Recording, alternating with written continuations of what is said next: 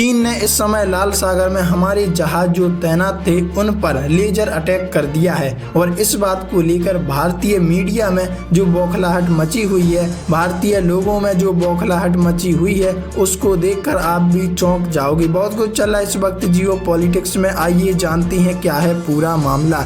देखो, खबर सामने आ रही है, चाइना ने लाल सागर में हमारी जहाज पर किया लेजर अटैक। जर्मनी के आरोप पर आया ड्रैगन का पहला रिएक्शन। चीन की विदेश मंत्रालय ने बुधवार 9 जुलाई को जर्मनी की ओर से लगाए गए आरोप को खारिज कर दिया है। जर्मनी ने चीन पर आरोप लगाते हुए कहा था कि लाल सागर में एक चीनी युद्धपोत ने एक जर्मन निगरानी विमान पर लेजर का इस्तेमाल कर हमला किया है। जर्मनी का निगरानी विमान यूरोपीय संघ के मिशन एस्पिडस का हिस्सा था, जिसका उद्देश्य यमन आधारित हूती विद्रोहियों के हमले से नागरिक जहाजों की बेहतर तरीके से रक्षा करना था। जर्मनी की रक्षा मंत्रालय के मुताबिक इस महीने की शुरुआत में यह विमान बिना किसी कारण या पूर्व सूचना के लेजर का शिकार हुआ। ये बहुत ही बुरी बात है और उस समुद्री इलाके में चीनी युद्धपोत की ओर से ऐसा पहले भी कई बार किया जा चुका है। जर्मनी के विदेश कार्यालय ने मंगलवार 8 जुलाई को कहा कि इस घटना को लेकर जर्मनी में स्थित चीनी राजदूत को तलब किया है।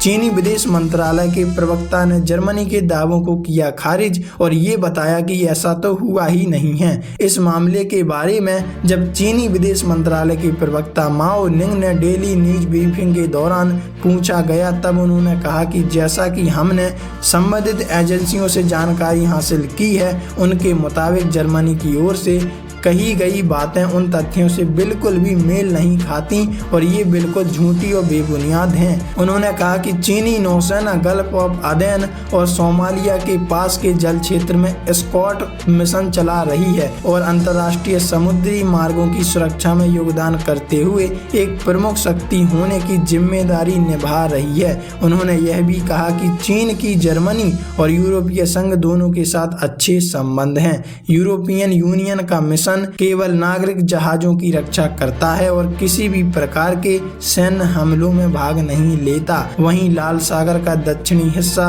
अधिक जोखिम वाला हिस्सा है और इलाका माना जाता है। वैसे आप इस बारे में क्या कहना चाहते हैं? क्या चाइना को जर्मनी के साथ ऐसा करना चाहिए? और अगर ऐसा करना चाहिए तो फिर बदले में यूरोपियन संघ जो काम करेगा वो चीन को भुगतान करना पड़ेगा।